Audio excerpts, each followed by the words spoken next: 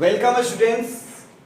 Online class में subject chemistry chapter number 2 नाम है क्या हमारे आसपास के पदार्थ शुद्ध हैं, और आज इसका एपिसोड 5वां है जिसमें आज कोलाइडल विलयन पे हम विस्तृत चर्चा करेंगे। वास्तविक विलयन बहुत अच्छे तरीके से आप समझ गए थे। वास्तविक विलयन के समझने के लिए मैंने एक एग्जाम्पल आपको बताया गया था कि चीनी और पानी का एक बेहतर घोल, वो वास्तविक विलयन है। इसका गुण था कि इसके कण बहुत छोटे होते हैं, 1 nm से भी छोटे होते हैं, यानी कि 1 मीटर को 9 जीरो से डिवाइड कर दीजिए, उतना छोटा वास्तविक विलयन। इसको कितना भी देर छोड़ दीजिए, इसके कण यानी कि चीनी के कण नीचे नहीं बैठते हैं। छलनी से छानिए तो चीनी और पानी साथ साथ चले जाते हैं, चीनी ऊपर नहीं रहता है, पार कर जाता है।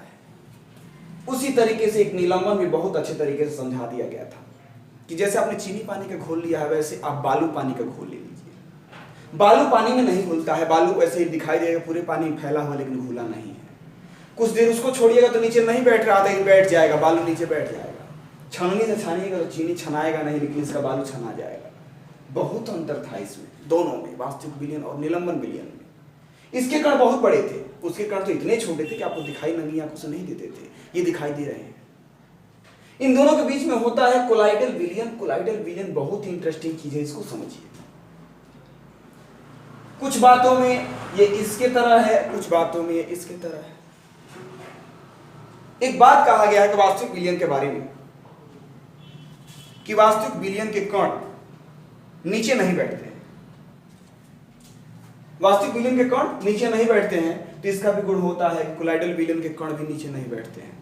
कोलाइडल विलयन का, अच्छा तीनों का पहले एक एग्जांपल आप लिख लीजिए। ये चीनी पानी है, आइए मान लीजिए दूध है, एक एग्जांपल ले लीजिए। आइए बालू पानी है ना। ये तीनों एग्जांपल को देखिए।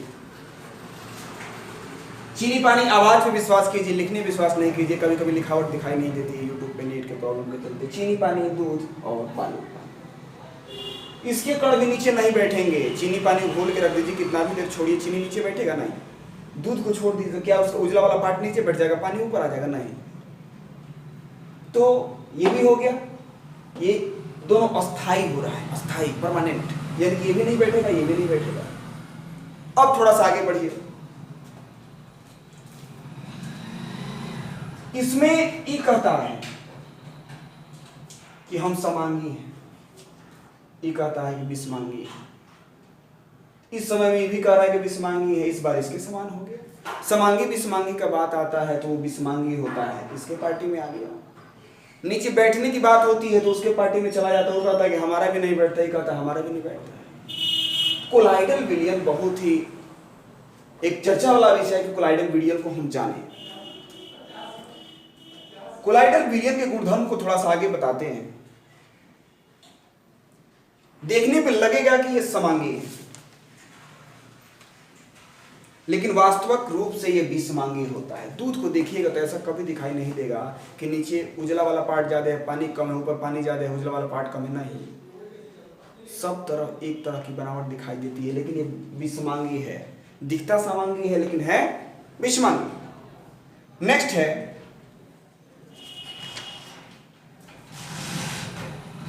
इसके कणों का व्यास 1 nm 100 nm के बीच होता है। ये 1 nm से छोटा होगा, ये 100 nm से बड़ा होगा, ये दोनों के बीच में होगा,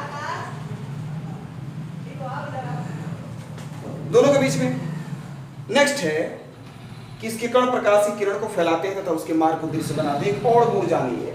कहा गया था कि चीनी पानी के घोल में से लाइट को जलाइएगा तो लाइट सीधे सीधे पार कर जाएगा, छितराएगा नहीं। इसमें छितराएगा। इससे पूछा जा रहा है छितराएगा कि नहीं छितराएगा, तो ये बोलेगा कि नहीं, हम भी छितार देंगे। ऐसे इसके ग्रुप में आ गया, कभी इसके ग्रुप में, कभी इसके ग्रुप में जा रहा है। इसमें भी लाइट जब जाएगी तो प्रकाश की किरण को फैलाता है। आगे थोड़ा सा और आगे हम बढ़ते हैं। आगे कह रहा है कुछ देर स्थिर छोड़ देने पे इसके कण नीचे नहीं बैठते हैं, इसीलिए अस्थाई कहा जाता है, अस्थाई, परमानेंट। आगे है इसके कण छन्ना पत्र को आर पार निकल जाते हैं। दूध, खून, मार छानिएगा तो क्या होगा, पूरा पूरा पार कर जाएगा, रुकेगा नहीं। तो ये कोलाइडल विलयन का गुण है। कोलाइडल विलयन में एक प्रभाव देखने को मिलता है। उस प्रभाव का नाम है टिंडल प्रभाव।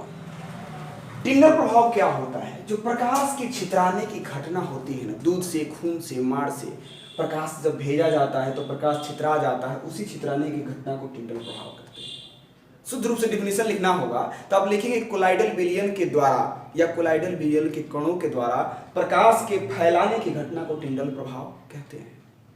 विलयन से तो देख लिए, टिंडल प्रभाव में एक दो जगह और दिखा रहे हैं, अच्छे तरीके से समझिएगा। आप किसी घर में पश्चिम या शाम को पश्चिम से या सुबह में पूरब से प्रकाश आता है, छोटा सा छेद छूटा हुआ, शाम को अच्छा दिखाई देता है, तो ऐसा लगेगा कि लाइट मारा जा रहा है उससे। अगर प्रकाश घर के अंदर आता है, उसको प्रकाश के लाइन को देखिएगा ना, ये खिड़की के छोटे से छेद से प्रकाश आ रहा है तो इसमें लगेगा छोटे छोटे कण, छोटे छोटे कण उड़ रहे हैं, इसमें खूब साफ दिखेगा आपको।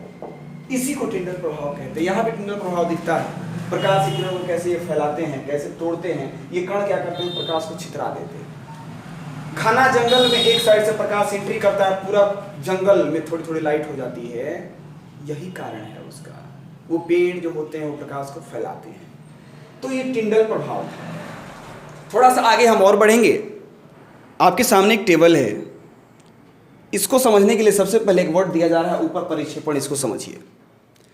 परिक्षेपण का मतलब होता है कि जब किसी एक पदार्थ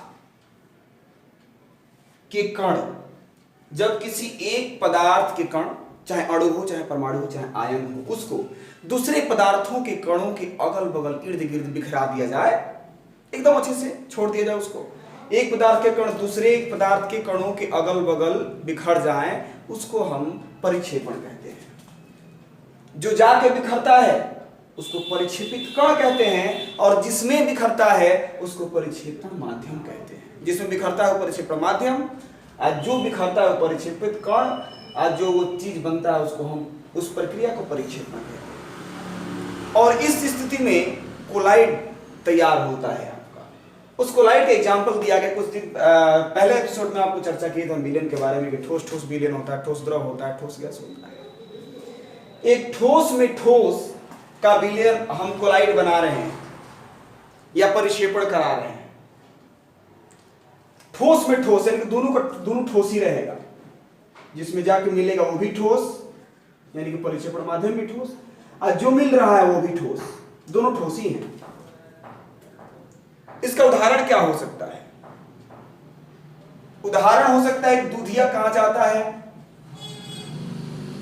एकदम फ्रेश जो नहीं होता है, व्हाइट कलर का होता है, दूध टाइप का, वो हो गया। रंगीन पत्थर हो गया। तो इसमें ठोस ठोस का ये मिश्रण होता है, ठोस ठोस का कोलाइडी मिश्रण होता है। आगे है ठोस में द्रव, ठोस में द्रव, ठोस में द्रव आके मिला, तो किसमें परिक्षेपण माध्यम क्या हो जाएगा? तो ठोस होगा, क्योंकि ठोस में आके मिल रहा है। कौन आके मिल रहा है? द्रव। परिक्षेपण हो, परिक्षेपित कण हो गया द्रव, यानी कि मिल रहा है, जाके मिल रहा है द्रव, किसमें मिल रहा है? ठोस में। तो इसका एग्जाम्पल क्या हो जाएगा? पनीर हो सकता है, मक्खन हो सकता है, जेली हो सकता है, ठोस में द्रव आके मिला हुआ है। आगे है ठोस में गैस, किसमें मिल रहा है? ठोस में। कौन मिल रहा है? गैस। ठोस में गैस मिल रहा है, ठोस परिक्षेपण माध्यम, गैस परिक्षेपित कण। ठोस में गैस का एग्जाम्पल हो जाएगा स्पंज। समझ लीजिए,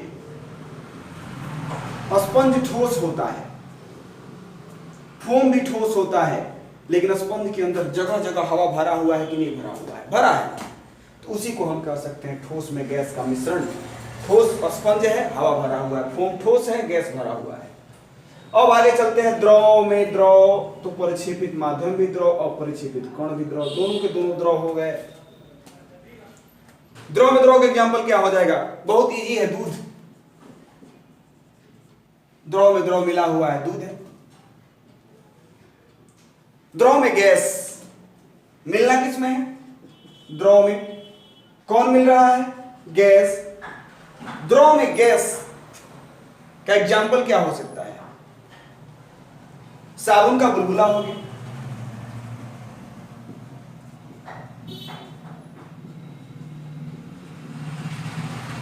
साबुन का बुलबुला जो है, उस साबुन का फोम फेन जो होता है वो तो लिक्विड होता है, लेकिन उसमें जो बुलबुला निकलता है वो गैस बन के निकलता है। वहां पे द्रव और गैस का कोलाइडी विलयन आपको दिखाई देता है। कितने अच्छे तरीके से बुलबुले उसके मिले होते हैं फोम बन के पानी में। आगे हम बढ़ रहे हैं द्रव में ठोस।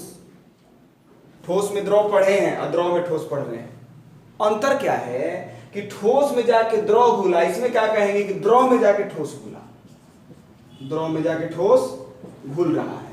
तो अंतर देखिएगा, इसका एग्जाम्पल में अंतर क्लियर हो जाएगा। द्रव में ठोस का एग्जाम्पल हो जाएगा कीचड़। पाक देखे हैं ना, पहले वहां पानी लगता है, मिट्टी जाके मिलता है, मिट्टी ठोस है, पानी लिक्विड है, पानी हो गया द्रव और मिट्टी हो गया ठोस, तो वहां पे कीचड़ हो गया। तो वो कीचड़ क्या हो सकता है? द्रव में ठोस का मिश्रण, वो भी कोलाइडी विलयन है। स्याही हो गया, स्याही में पहले पानी होता है, पानी ज्यादा होता है, उसमें रंग जाके मिल जाता है। पेंट हो गया, माड़ हो गया, माड़ में भी, माड़ को स्टार्च कहते हैं हम, ये आलू से भी निकलता है, चावल बनाने के बाद भी निकलता है। आगे हम बढ़ रहे हैं गैस में ठोस। गैस में ठोस का विलयन का मतलब कि गैस में जाना है, परिक्षेपण माध्यम हो जाएगा गैस और परिक्षेपित कण हो जाएगा ठोस। ठोस में गैस आपको पढ़ाया गया है, ठोस में गैस, स्पंज और फोम। गैस में ठोस को पढ़िए, गैस में ठोस कैसे मिलते हैं। तो धुआं देख लीजिए, बहुत इजी है अंतर को समझना। समझ में नहीं आएगा तो मैसेज जरूर कीजिएगा। इसमें ठोस की मात्रा ज्यादा थी स्पंज में, देख रहे हैं ना, मलाई ज्यादा था, हवा कम घुसा है। इसमें धुआं में हवा ज्यादा है और राख जो होता है वो ठोस होता है, काला कलर का, वो कम होता है, तो धुआं हो गया। जिसमें गैस ज्यादा है, ठोस कम है, तो गैस में ठोस का ये हो गया। गाड़ी का धुआं निकल रहा है, वो भी हो जाएगा। अब गैस में द्रव को थोड़ा देख लीजिए। तो गैस में द्रव का बहुत इजी वे में आप कह सकते हैं कुहासा। गैस में घुलेगा, कौन घुलेगा? द्रव घुलेगा। एग्जाम्पल क्या हो जाएगा? कुहासा या कोहरा कह लीजिए। कुहासा में हवा होता है, पानी की बूंदें छोटी छोटी होती है। बादल हो गया, बादल में भी हवा में जाके मिला होता है क्या? पानी के छोटे छोटे कण। आज के क्लास बस इतना ही। इसमें क्या समझ में आया है, क्या समझ में नहीं आया, आपको बताइएगा आप। और आगे क्या पूछना चाहते हैं, अगले एपिसोड में क्या जानना चाहते हैं वो भी बताइए। नहीं तो रेगुलरली जो हम आपको बता रहे हो तो बता ही रहे हैं। आप वीडियो देखने का प्रयास कीजिए, यूट्यूब पे जाइए, वीडियो को देखिए और इसका फ़ायदा उठाइए और हमसे कुछ पूछिए। आज के लिए बस इतना ही। Thank you.